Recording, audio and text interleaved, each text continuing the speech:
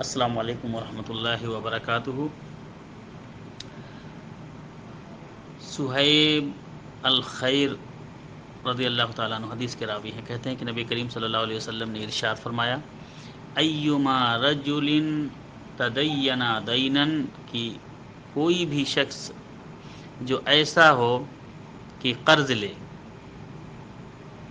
وہوا مجمع ان لا یوفیہ ایاہ، اور وہ یقین رکھتا ہو اور وہ گمان کرتا ہو یا وہ اس نیت سے لے کہ اس کو ادا نہ کرے اور اس کو ادا وہ نہ کرے، لقی اللہ سارقا، تو ایسا شخص اللہ رب العالمین سے ملاقات کرے گا چور کی حالت میں، یعنی اللہ رب العالمین اس کو اٹھائے گا چور کی حالت میں۔ جس طرح سے چور سے پوچھ تاچھ ہوتی ہے، چور کا گرفت ہوتا ہے، اسی طرح سے اللہ رب العالمین قرض لے کر نہ دینے والے کو اللہ رب العالمین اٹھائے گا۔